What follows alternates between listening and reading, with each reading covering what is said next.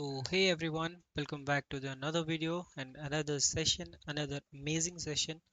Right हमने reproduction के पहले वाले पार्ट्स में कुछ तीन मेथड पढ़े थे, grafting, layering and tissue culture. आज हम फंगस की ग्रोथ के बारे में ही अल्टीमेटली पढ़ने वाले हैं। ठीक, इस लेक्चर में हम पढ़ेंगे फंगस कैसे ग्रोथ होता है, फंगस की एक्टिविटी जो ग्रोथ दे रखी है एनसीईआरटी टेक्स्ट बुक में 9th क्लास की, वो पढ़ेंगे। ठीक, एंड फंगस के बारे में ही आज ओवरऑल हम पढ़ने वाले हैं। देन जो नेक्स्ट लेक्चर आएगा वो फ्लावरिंग पे आएगा, एंड उससे नेक्स्ट लेक्चर सेक्सुअल रिप्रोडक्शन का। ठीक, तो फंगस के बारे में हमें एक्टिविटी से शुरू करना था। ठीक, देखो, एक्टिविटी से हमें शुरू करना था इधर से। Take 20 ml of sugar solution 1 gram in 10 ml। ठीक है, मतलब एक टेस्ट ट्यूब में हम शुगर सॉल्यूशन लेंगे। ठीक, 20 ml की कम से कम शुगर सॉल्यूशन लेना है हमको, अगर 1 ग्राम में 10 ml है तो। ठीक, फिर उसमें ना कुछ हम पिंच ऑफ यीस्ट ग्रैन्यूल्स डाल देंगे। यीस्ट ग्रैन्यूल्स का मतलब होता है छोटे छोटे दाने डाल देंगे यीस्ट के। ठीक है, और उस पे हम क्या करेंगे, एक कॉटन प्लग कर देंगे उसके माउथ पे टेस्ट ट्यूब के। अच्छा, हम ऐसा क्यों कर रहे हैं? बेसिकली जब भी हम किसी भी चीज़ की रिसर्च करते हैं, स्टडी करते हैं, विट्रो कंडीशंस में स्टडी करते हैं, लैब में, या हम किसी भी चीज़ को कल्टीवेट करते हैं, तो बेटा उस चीज़ का सरफेस या वो पर्टिकुलर पूरी चीज़ को क्लीन करना बहुत ही एसेंशियल है, बहुत ही क्रूशियल है। ऐसा क्यों? अगर बाहर से कोई भी माइक्रोब आया, बाहर से कोई भी माइक्रो ऑर्गेनिज्म की एंट्री हुई, बैक्टीरिया की एंट्री हुई, फंगस की एंट्री हुई, किसी भी चीज़ की एंट्री हुई, तो हमने जो कल्टीवेट कर रखा है चीज़ विट्रो कंडीशन में, उस पर बहुत ज़्यादा इम्पैक्ट पड़ेगा, और जो हम एक्यूरेसी वाले रिजल्ट्स चाहते हैं वो नहीं आ पाएंगे। ठीक, तो सिंपल एज दैट, यही लॉजिक है कि हम उस पर कॉटन प्लग कर रहे हैं, ताकि क्या हो सके, ताकि बाहर से कोई भी माइक्रोब की एंट्री उधर ना आ सके। ठीक, उसको अनडिस्टर्ब ऐसा अपने आप छोड़ दो। ठीक है, एक वार्म प्लेस में, क्योंकि यीस्ट को ग्रो करने के लिए, या बाद में जो फंगस, अभी तो खैर ये एक यीस्ट वाली चीज के लिए दिखा रहे हैं हम, तो यीस्ट को ग्रो करने के लिए क्या चाहिए, एक वार्म कंडीशन चाहिए। ठीक है, यीस्ट को एक्टिव होने के लिए वार्म कंडीशन चाहिए। ठीक, द नेक्स्ट स्टेप क्या है? आफ्टर 1-2 आवर, 1-2 घंटे के बाद क्या करना है बेटा? Place a small drop of the yeast. ठीक, एक छोटा सा स्मॉल ड्रॉप लेंगे यीस्ट मिक्सचर का टेस्ट ट्यूब में से, और उसको एक ग्लास स्लाइड पे ऐसे पलट देंगे। ठीक, क्या करेंगे, ग्लास स्लाइड पे उसको पलट देंगे छोटा सा टेस्ट ट्यूब लेने के बाद। अब उस चीज को हम माइक्रोस्कोप के अंडर, कंपाउंड माइक्रोस्कोप, मैंने पहले भी पिछले लेक्चर्स में, जिसने नहीं देखे, I am saying again, compound microscope एक स्पेशल टाइप का माइक्रोस्कोप है जो कि नैनोमीटर्स चीजों को भी देख लेता है, वायरस तक को देख सकता है ना। तो मतलब बहुत ही जो ऑब्जर्वेबल नहीं है हमारी नेकेड आई से, उनको देख सकता है। ठीक, तो कंपाउंड माइक्रोस्कोप से हम उस चीज को देखेंगे डिफरेंट मैग्निफिकेशंस पे। ठीक है, और हम जो भी हमने अपनी तरफ से देखा, जो भी हमें लगता है कि हमने देखा, हम उसको ड्रॉ कर लेंगे। ठीक, फिर बोलता है ये, do you observe any small round outgrowth? क्या तुमने जूम करके माइक्रोस्कोप में कोई ऐसी शेप देखी जो छोटी सी हो, नन्ही मुन्नी सी हो, और आउटग्रोथ बाहर बाहर की तरफ ऐसा ऐसा निकल रहा हो? क्या ऐसा देखा क्या तुमने कोई?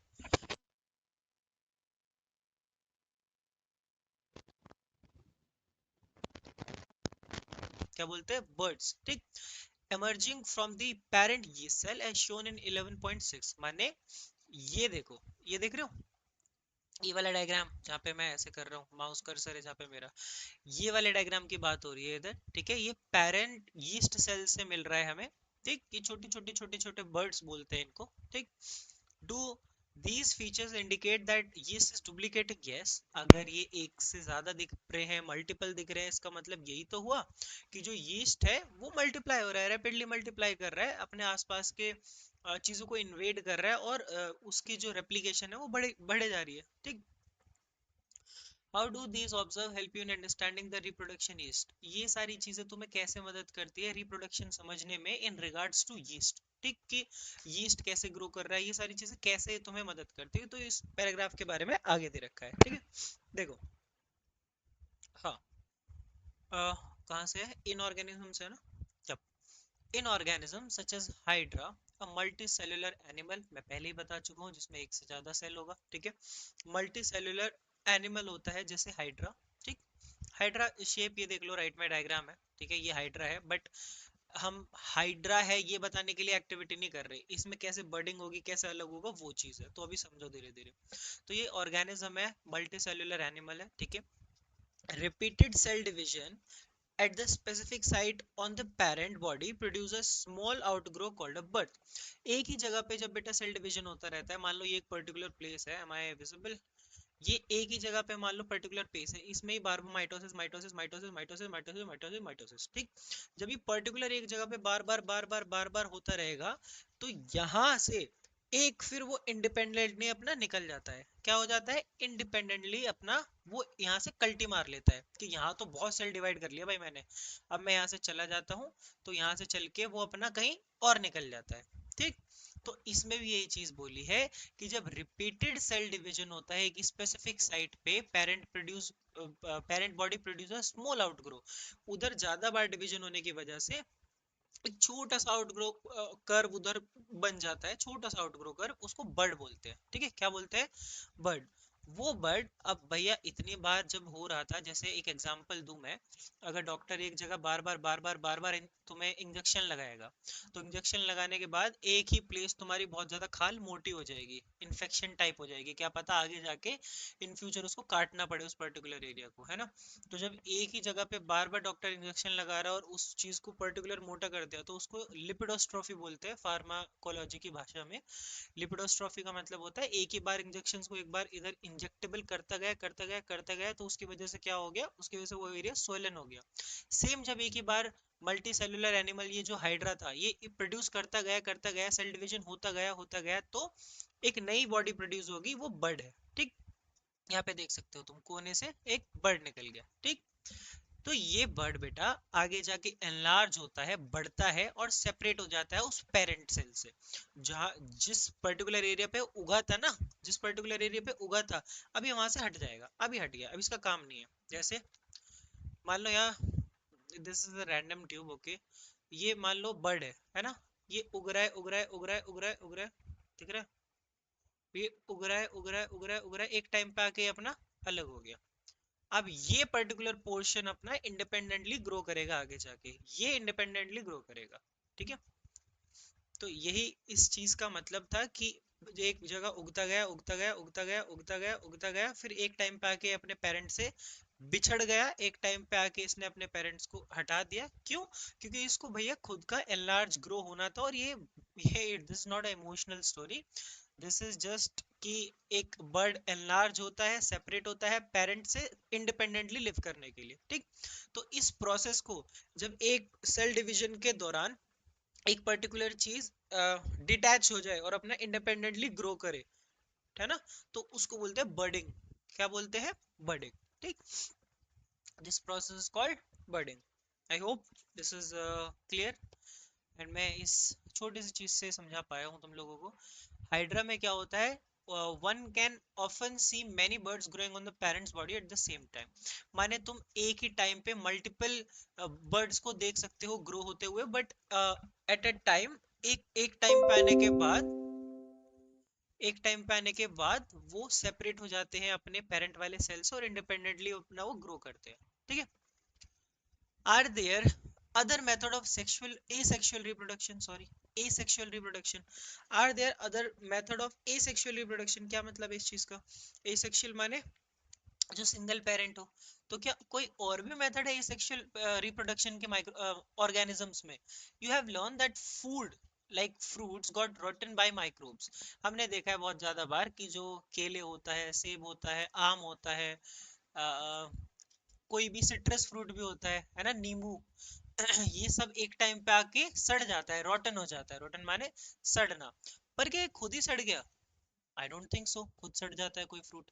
आई think there are some temperature conditions, there are some moisture वाली चीजें एयर में, और इस चीज में एक रोल प्ले करती होगी सेल थ्योरी या जर्म थ्योरी, जो हमने पिछले लेक्चर में पढ़ी थी, या मे बी हम पढ़ेंगे, कि नॉन लिविंग चीजों से ही लिविंग चीजें निकलती है ना। तो कोई भी एक पर्टिकुलर माइक्रो ऑर्गेनिज्म या पर्टिकुलर फंगाई या पर्टिकुलर एक बैक्टीरिया पैदा हो सकता है ऐसी कंडीशंस में, इस वजह से वो फ्रूट सड़ जाता है, ठीक। बैक्टीरिया को हद से हद, अगर मैं बहुत कॉमन बैक्टीरिया की बात करूँ, उसको मॉइस्ट टेम्परेचर चाहिए, थोड़ा सा ठंडा टेम्परेचर चाहिए, और थोड़ा सा बिना लाइट वाला टेम्परेचर चाहिए। ज्यादातर तुम देखोगे ना, मच्छर वच्छर है ये सब कुछ, ये जो भी चीजें हैं, एक एक तो कुछ माइक्रो ऑर्गेनिजम्स होते हैं जिनको लाइट में आना बहुत ज्यादा पसंद होता है और बारिश में आना बहुत ज्यादा पसंद होता है। इस वजह से जब भी कभी बारिश पड़ती है और नाली के आसपास देखोगे तो मच्छर बहुत ज्यादा इकट्ठे हो जाते हैं, या एक पर्टिकुलर लाइट जल रही है उस पे रात के टाइम पे बहुत मच्छर बैठ जाते हैं, तो माइक्रो ऑर्गेनिजम्स को इस वजह से रात के टाइम आना थोड़ा सा पसंद होता है। ठीक।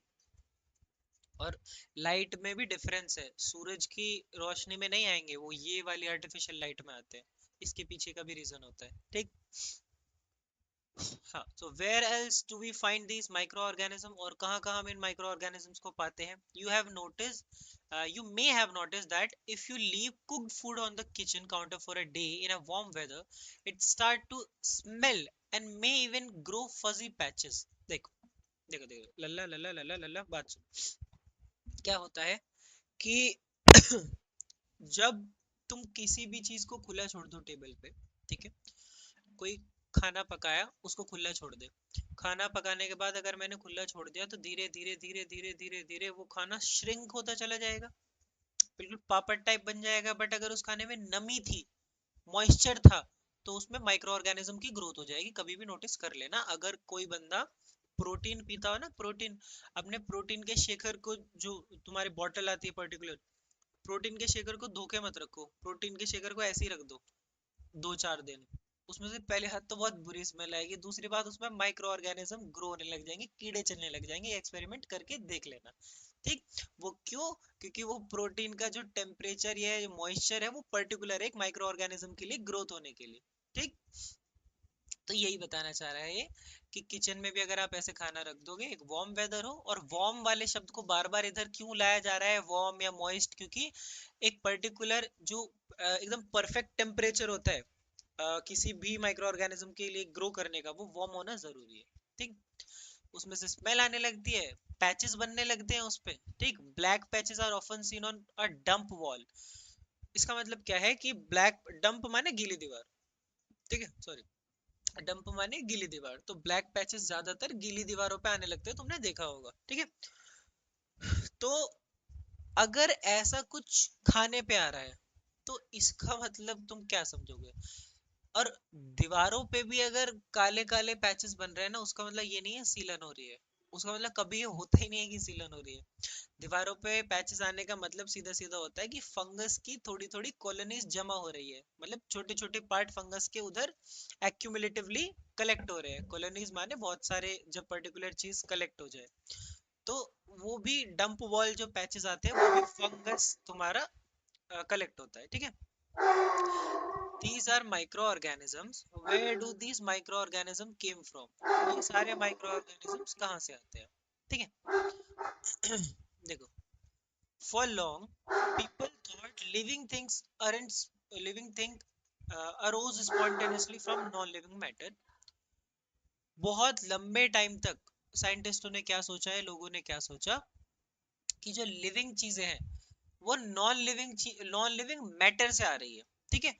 पर कहाँ पे गया, हाँ, पर एक्सपेरिमेंट्स बाय लुइस पास्चर एक फेमस साइंटिस्ट थे, जिन्होंने हमें जो हाथ आजकल हम धो रहे हैं ना, टेक्निक है जो पूरा यहाँ तक हैंड वॉश करते हैं, 6 स्टेप होते हैं WHO के अकॉर्डिंग, वर्ल्ड हेल्थ ऑर्गेनाइजेशन के अकॉर्डिंग, हाइजीन के। तो स्टेरिलाइजेशन की टेक्निक्स और भी चीजों में कंट्रीब्यूशन ये हमें लुइस पास्चर ने दिए थे।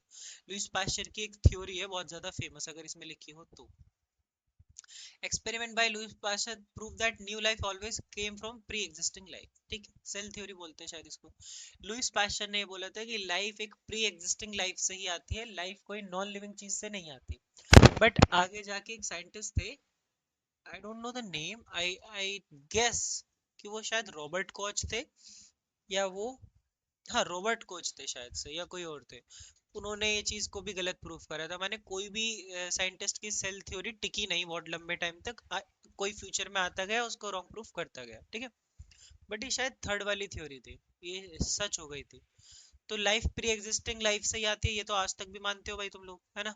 ही found the germ theory of disease, strengthen the cell theory. तो सेल थ्योरी और जर्म थ्योरी में क्या फर्क है? सेल थ्योरी और जर्म थ्योरी में क्या फर्क है? एक जर्म थ्योरी होती है, एक सेल थ्योरी होती है, ठीक। मैं एक बता देता हूँ, बाकी तुम्हें एक कमेंट में लिखना पड़ेगा।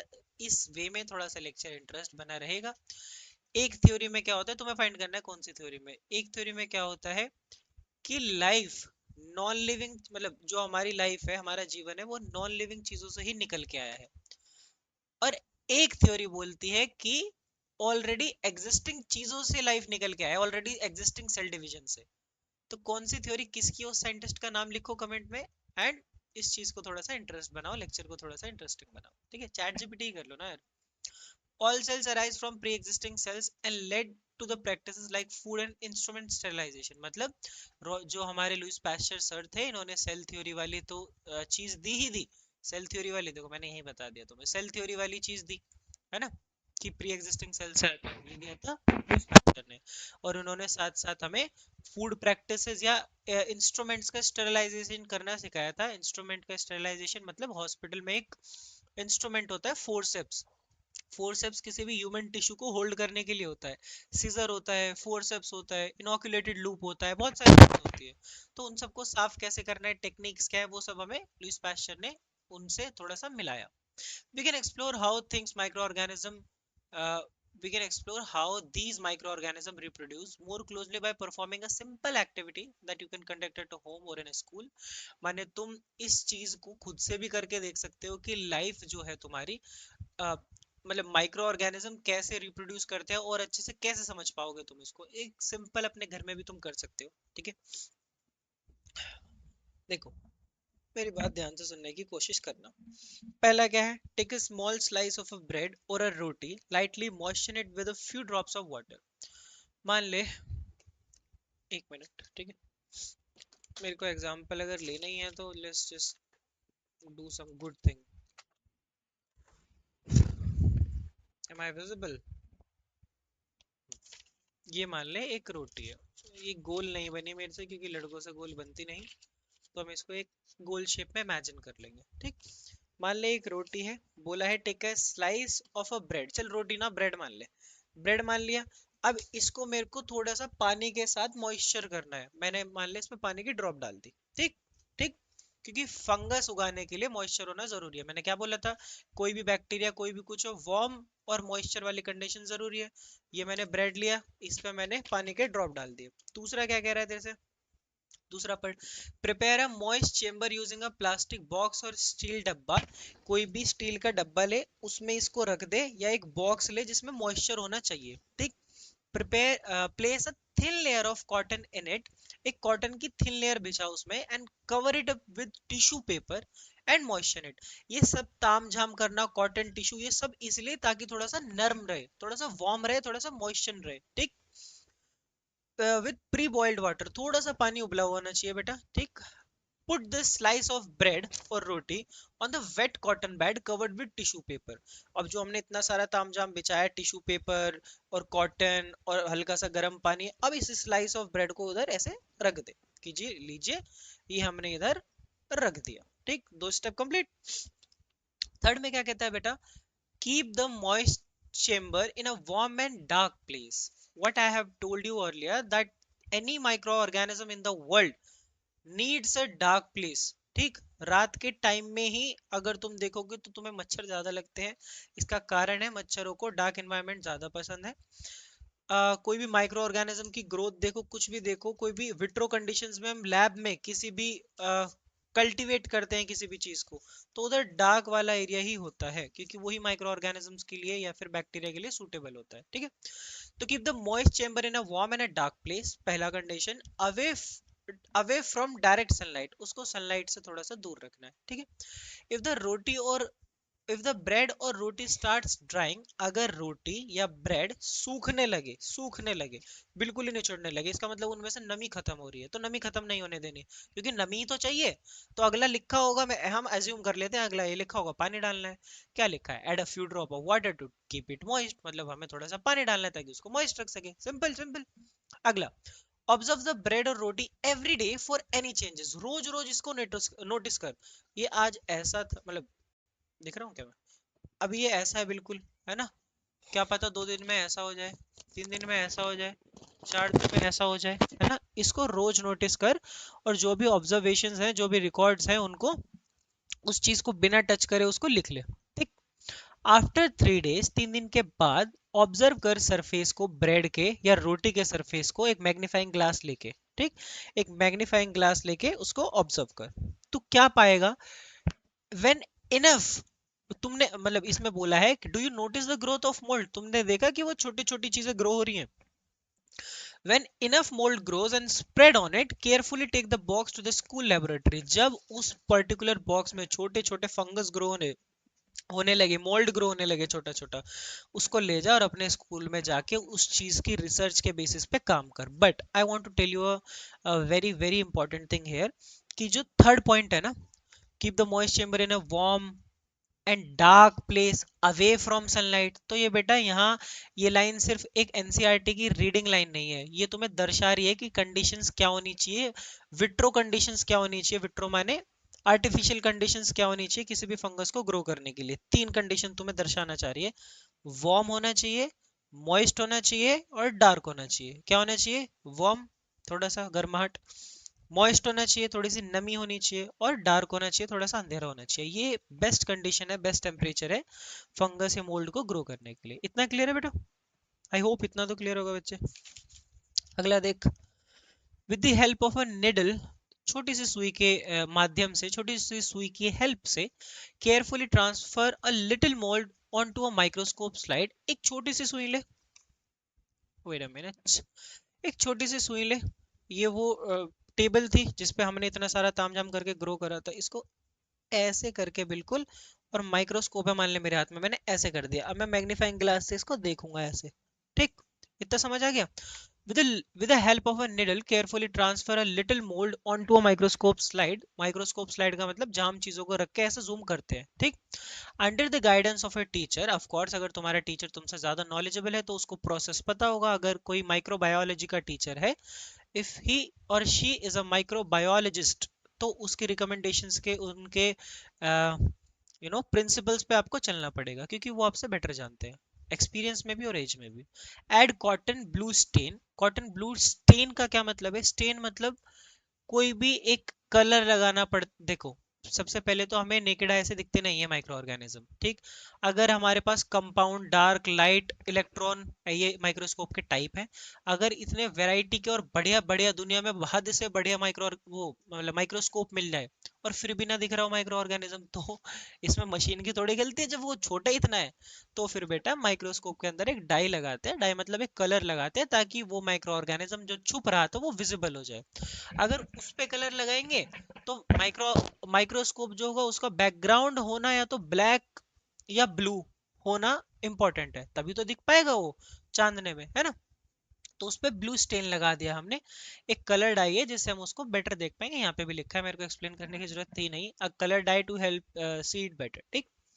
Observe the mould under a microscope and draw its diagram based on your observation. जो तुमने देखा माइक्रोस्कोप को, जो भी तुमने देख पा रहे हो उसके ऑब्जर्वेशंस के बेस पे उनको बनाओ, ठीक। कहाँ गया, हाँ, उनके ऑब्जर्वेशंस के बेस पे बनाओ। अब देख, एक चीज मैं बताता हूँ, compare the diagram you have drawn with 11.8, इस डायग्राम के साथ जो तूने बनाया उसको तेरे को कंपेयर करना है। क्या फर्क है भैया इन डायग्राम में और जो मैं बनाऊंगा? जो पहला वाला है राइजोपस, जहाँ पे लिखा है जो पहला वाला है, ये जो ब्रेड के साथ हमने इतना तामझाम करा था ना, उसमें जो मोल्ड ग्रो हुआ वो कुछ ऐसा दिखेगा इंटरनल स्ट्रक्चर से। ये ब्रेड मोल्ड है, ठीक है।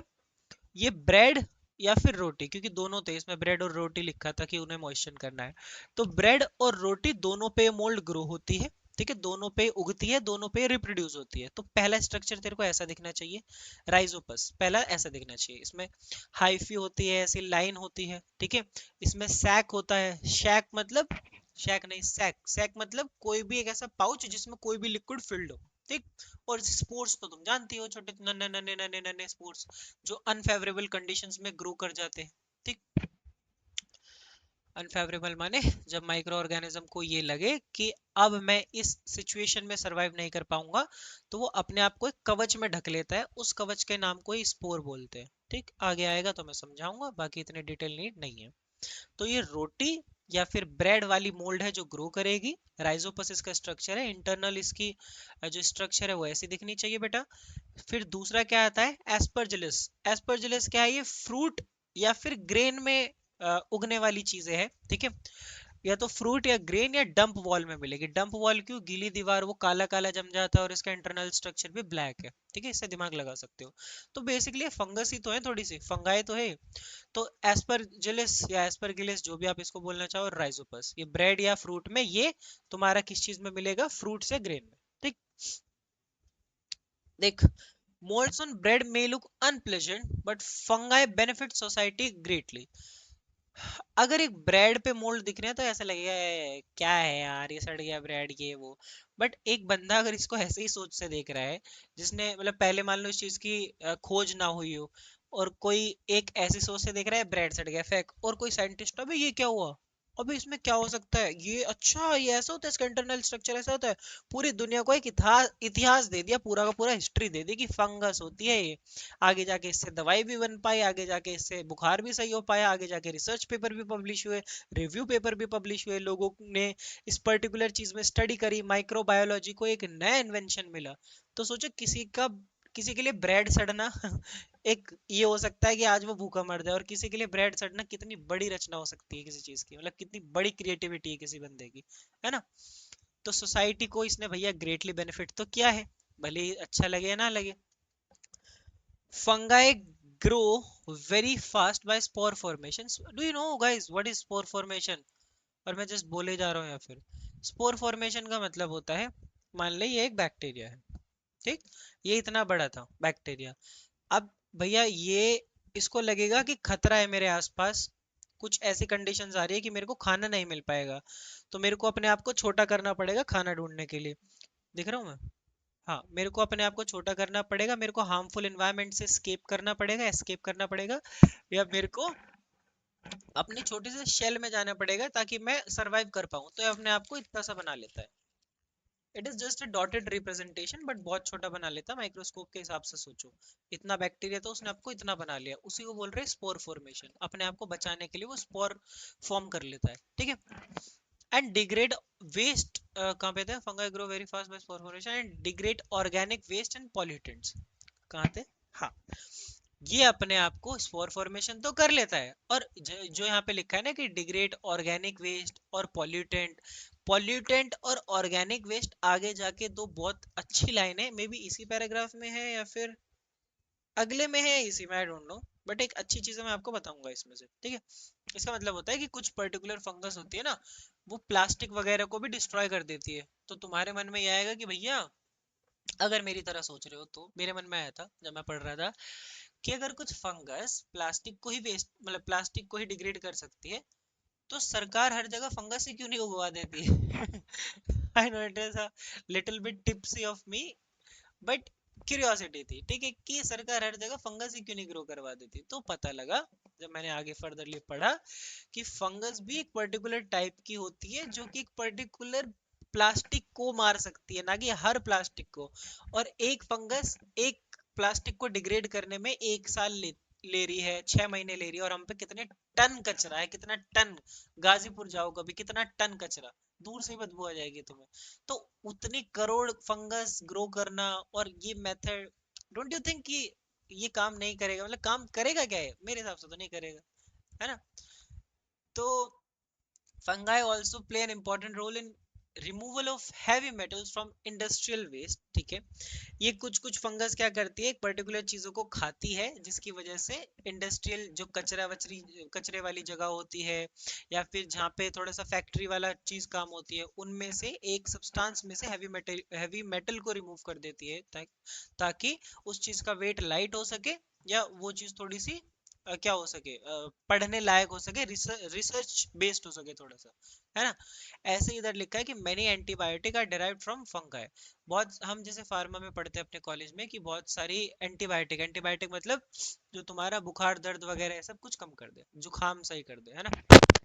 तो एंटीबायोटिक क्या है, एंटीबायोटिक तुम्हारी एक तो भैया पेंसिलिन है, ठीक, पेंसिलिन, और तुम्हारा एमोक्सिलिन, दोनों ये तुम्हारे थ्रोट इन्फेक्शन में भी दी जाती है, ठीक है। तुम्हें बहुत ज्यादा खांसी है, है ना, तब भी दी जाती है। बुखार टाइप में भी कभी कभी दे देते हैं, बट इतना नहीं। तो एंटीबायोटिक है, एंटीबायोटिक लेने से तुम्हारा सर्दी जुकाम नजला ये सब कुछ सही हो जाता है। तो फंगस से ही बनी है ये दो दवाइयां, नाम याद रख लो। फंगस से ही कौन कौन सी बनी है, पेनिसिलिन और एमोक्सिलिन, कभी तुम्हारा टीचर पूछ ले तो। ठीक है, फंगस से बनी है पेनिसिलिन और एमोक्सिलिन। और पेनिसिलिन को भी एक साइंटिस्ट ने डिस्कवर करा था पहले। अब उसका नाम सर्च करना, जो हम पढ़ चुके हैं उसमें से शायद एक है।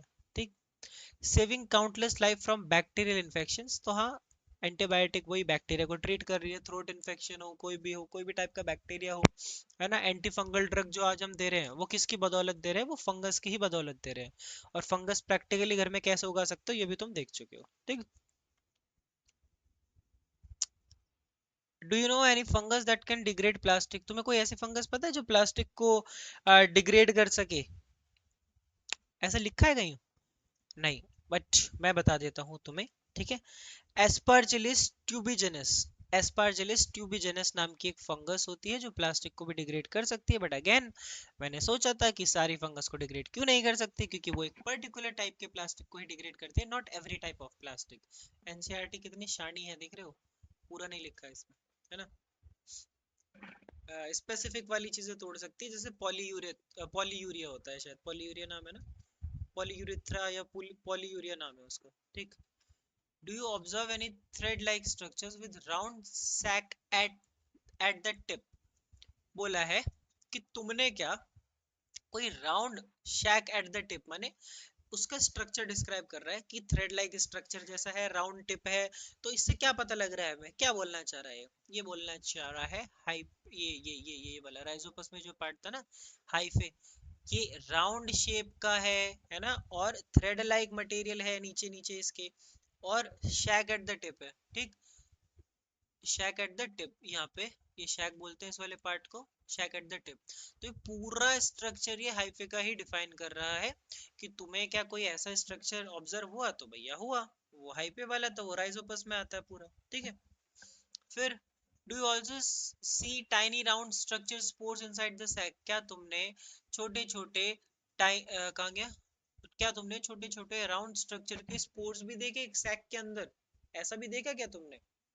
तो भैया ऐसा एक दूसरा स्ट्रक्चर है, अब वो ये है या ये है ये तुम बता सकते हो? आई होप तुम बता सकते हो, आई होप तुम बता पाओ, क्योंकि हार्ड नहीं है। ठीक है, इधर लिखा, इधर स्ट्रक्चर नहीं दे रखा, बट आई टेल यू। ठीक है, तो मैं इतनी मेहनत क्या कर रहा हूँ यार, मेरे को स्पोरेंजियम बोलते हैं उसको।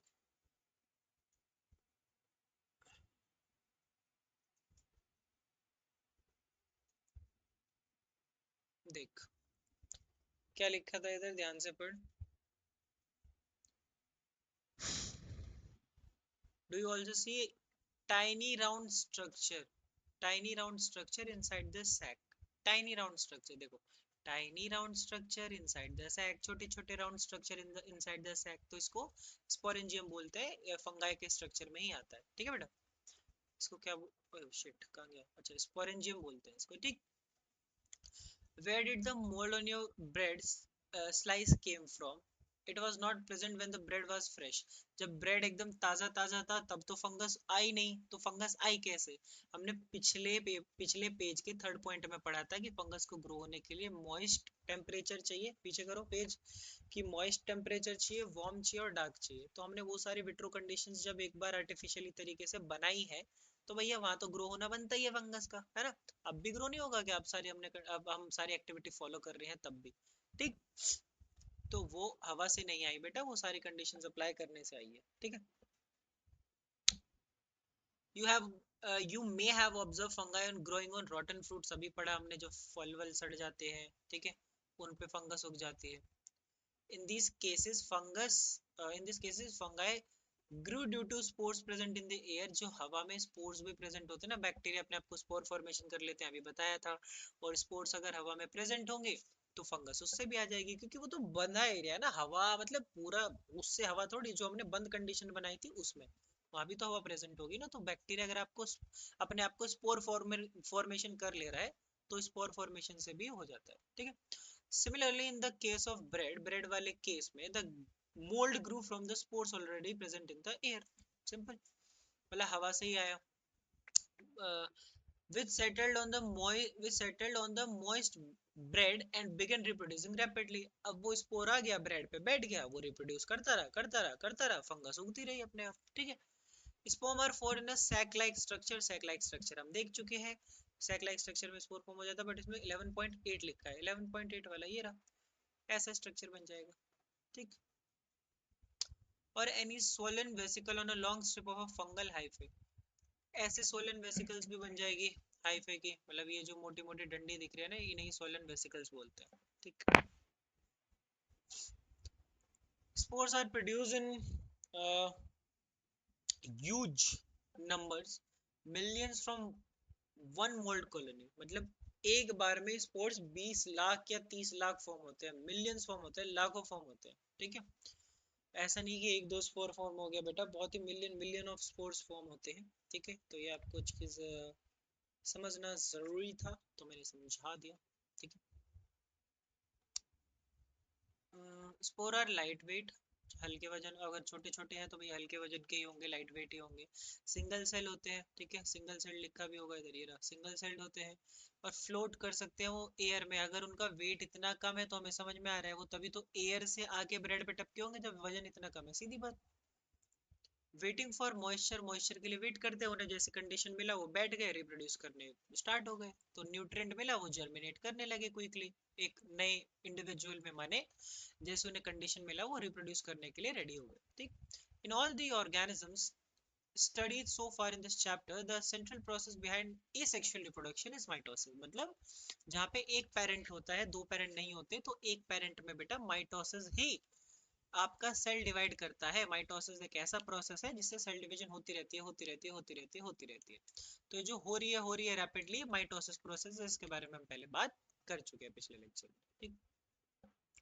A type of cell division that produces two identical daughter cell, ये identical है लिखा, सॉरी आदत हो गई है, produce two daughter cell, मतलब एक से जो दो बना दे वो माइटोसिस, ठीक। एनसीईआरटी की भाषा में एक से जो दो बना दे वो mitosis. each having the same number of chromosome, each having the same number of chromosomes identical to the parent cell, ठीक।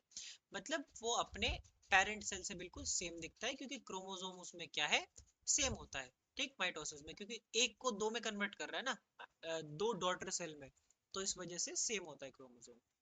और सेम कब नहीं होगा, कब नहीं, कब कैसे होगा, कब कैसे नहीं होगा, क्या कंडीशंस होंगी, वो मेयोसिस में होता है, वो आगे पढ़ेंगे, ठीक। इसी चैप्टर में आगे, मतलब अगली क्लास में नहीं, इसी चैप्टर में, ठीक। Because of this offspring produce are genetically identical to the parent are also called clone.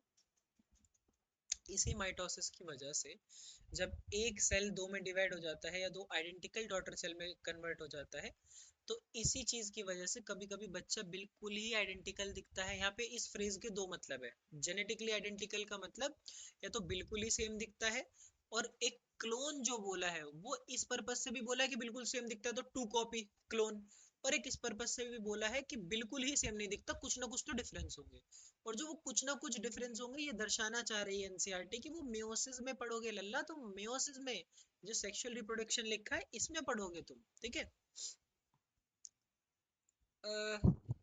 This method is fast and help organism increase their population quickly, especially when environmental conditions are favorable। ये method हमें मदद करता है organism को बढ़ाने में, उनकी population को इंक्रीज करने में, स्पेशली जब जो इन्वायरमेंटल कंडीशन है वो फेवरेबल हो। फेवरेबल माने वही कंडीशन हो जो एक माइक्रो ऑर्गेनिज्म को ग्रो होने के लिए चाहिए, तो उनको बोलते हैं फेवरेबल कंडीशंस। तभी जो स्पोर होते हैं वो अनफेवरेबल कंडीशंस में ग्रो होते हैं, क्योंकि स्पोर के लिए एक अलग कंडीशन चाहिए और नॉर्मल बैक्टीरिया के लिए एक अलग कंडीशन होनी चाहिए ग्रो होने के लिए, ठीक है। इतना ही होप समझ में आ गया। मैं देखता हूँ एक बार कि यहाँ तक ही कराऊँ तुम्हें, अगर तुम्हें बोर हो रहा हो। अभी तो 39 मिनट्स का रिकॉर्ड हुआ है, ठीक। I think this is what I believe हमने फंगस के बारे में पढ़ा है ना, यहाँ से फंगस कैसे ग्रो हो रही है, बडिंग क्या होती है, लुईस पास्चर कौन थे, पेरेंट से छुट के वो इंडिपेंडेंटली ग्रो कैसे करता है, क्या इस बात का कोई प्रूफ है, क्या फजी पैचेस होते हैं, डंप वॉल हमने पढ़ा, गीली दीवार ऊपर, वो काली दीवार का मतलब सिर्फ ये नहीं था कि काली ही दीवार है, वहां पे कॉलोनीज आइसोलेट हो रही थी, मतलब माइक्रो ऑर्गेनिज्म इकट्ठे हो रहे थे, वहाँ छोटे छोटे फंगस इकट्ठा हो रही थी, है ना। सेल थ्योरी पढ़ा, फिर मैंने तुमसे क्वेश्चन पूछा कि सेल थ्योरी में और स्पॉन्टेनियस जनरेशन वाली थ्योरी में क्या डिफरेंस है, कमेंट में लिखो, है ना। फिर हमने एक एक्सपेरिमेंट के थ्रू ब्रेड पे मतलब ब्रेड पे हमने ग्रो करवाया, रोटी पे ग्रो करवाया, देखा धीरे धीरे उसका नाम क्या है, और ऑब्जर्वेशन मैच करी तो हमने देखा क्या वो ऐसा दिख रहा है या वो ऐसा दिख रहा है, क्या वो राइजोपस है क्या, या फिर वो एस्परजिलस है, ठीक।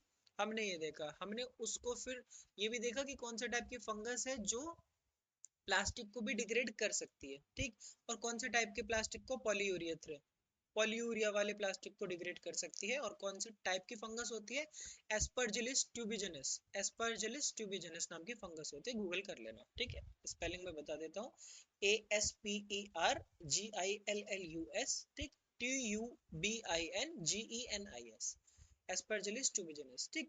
फिर स्पोर्स क्या होते हैं, स्पोर फॉर्मेशन क्या होता है, कौन से कंडीशन में वो ग्रो कर पाएगा, एक बार में कितना फंगस ग्रो होता है, ह्यूज नंबर में होते हैं स्पोर फॉर्मेशन या नहीं, है ना। सिंगल सेल होते हैं, डबल सेल होते हैं, क्लोन किसको बोलते हैं, माइटोसिस और मेयोसिस में क्या थोड़ा सा बेसिक डिफरेंस है। आई थिंक फंगस के बारे में आज तुमने टोटली पढ़ा, तो तुम्हारे लिए ये पढ़ना यहाँ तक अच्छा रहेगा, ठीक है। मैंने पहले भी बोला था ये चैप्टर को हम 2 से 4 पार्ट में निकालेंगे, ठीक है, मतलब थोड़ा सा आराम से निकालेंगे, कोई रश नहीं है, रिप्रोडक्शन समझने के लिए आराम से बैठो ना। ये तो प्लांट का ही अभी तो प्लांट और ट्री और ये सब चल रहा है, फंगस चल रहा है, अभी ह्यूमन वाला भी आएगा, उसमें तुम कुछ बच्चों को ज्यादा इंटरेस्ट आएगा, ठीक है। तो सेक्सुअल रिप्रोडक्शन कल से स्टार्ट करते हैं, आई थिंक कल से हमें स्टार्ट करना चाहिए सेक्सुअल रिप्रोडक्शन। सेक्सुअल रिप्रोडक्शन के बाद हम फ्लावर में कैसे रिप्रोड्यूस होता है वो पढ़ेंगे, और उसके बाद हम कहाँ पे आएंगे, उसके बाद आएंगे हम sexual reproduction in animals, biology की भाषा में हम एनिमल्स होते हैं तो हम अपने ऊपर पढ़ेंगे, ठीक। तो आई थिंक या this is it for the lecture. कल हम सेक्सुअल रिप्रोडक्शन के बारे में पढ़ेंगे, बेसिक एक्टिविटी। उसके बाद हम अगले लेक्चर में सेक्सुअल रिप्रोडक्शन इन फ्लावर वो खत्म करके फिर हम अपने पे आ जाएंगे। तो मैं बोर नहीं करना चाहता, इस वजह से मैं इस लेक्चर पार्ट वाई पार्ट तोड़ रहा हूँ, नहीं तो मेरे को कोई नहीं है, मैंने 1.5 से 2 घंटे की भी एनसीईआरटी लेक्चर डाले हैं, मैं चाहूँ तो मेरे लिए बहुत बड़ी बात नहीं है। आई एम नॉट सेइंग कि मैं I am this great that great, मैं जस्ट एक सिंपल बात कह रहा हूँ कि मैं इस लेक्चर को खत्म कर सकता हूँ 2 घंटे में, बट इंटरेस्ट बनाने के लिए, ताकि आप क्यूरियस रहो, आपका रिटेंशन अच्छा रहे, है ना। तो उस वजह से ये सारी चीजें, तो या this is it for the lecture. Love you all, take care, अपना पढ़ते रहो, ठीक है, बाय बाय।